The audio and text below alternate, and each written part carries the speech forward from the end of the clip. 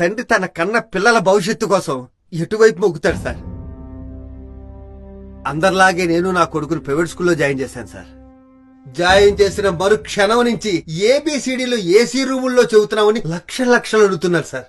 నెల తిరగకుండా వచ్చే ట్యూషన్ ఫీజులు, నెల తిరిగితే వచ్చే ఎగ్జామ్ ఫీజులు, 3 నెలలకు ఒకసారి వచ్చే టర్మ్ ఫీజులు, 6 నెలలకు ఒకసారి వచ్చే సెమిస్టర్ ఫీజులు, సంవత్సరానికి ఒకసారి వచ్చే బిల్లింగ్ ఫండ్స్, వాటర్ ఫీజులు.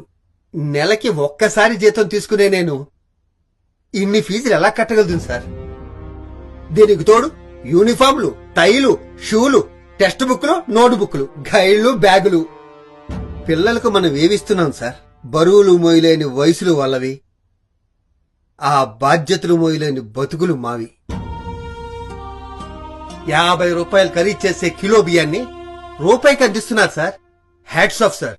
మా ఆకలి తీరుస్తున్నారు, కానీ మా కోరికలు తీరట్లేదే, మా బతుకులు మారట్లేదే. మా తాత అదే బియ్యం కోసం ఎదురు చూసి, మా నాన్న అదే బియ్యం కోసం ఎదురు చూసి, నేను అదే బియ్యం కోసం ఎదురు చూసి, రేపు నా కొడుకు అదే బియ్యం కోసం క్యూలో నుంచి ఎదురు చూస్తుంటే మేము ఏం మారినట్టు? ఈ దేశం ఏం డెవలప్ అయినట్టు? సార్, మనిషి బతకటానికి సహాయం చేస్తే డెవలప్మెంట్ రాదు సార్. మనిషి ఎదగటానికి సహాయం చేస్తే డెవలప్మెంట్ వస్తుంది. మేము ఎదగటానికి కావాల్సింది అన్నం కాదు సార్, అక్షరం.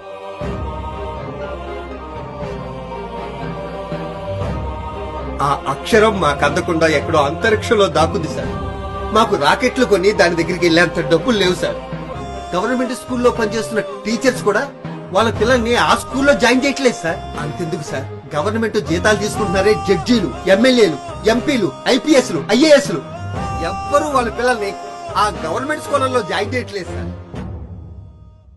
అలా జాయిన్ చేస్తే మా పిల్లలు అక్కడే చదువుతున్నారన్న భయంతోనైనా ఆ స్కూల్ ని అభివృద్ధి చేయాలన్న ఆలోచన ఆ అధికారులకు వస్తుంది సార్. వాళ్ళందరికీ గవర్నమెంట్ ఇచ్చే జీతాలు, పెన్షన్లు కావాలి గాని గవర్నమెంట్ ఇచ్చే చదువులు మాత్రం వద్దు సార్. మన దేశాన్ని సింగపూర్, అమెరికానో చేయక్కర్లేదు సార్. రూపాయికి బీవిస్తున్నట్టే రూపాయికి ఉన్నతమైన విద్యనివ్వండి సార్. సార్, మీకు దండం పెడతారు సార్. అమ్మని, అమ్మలాంటి అక్షరాన్ని అమ్మనివ్వకండి సార్.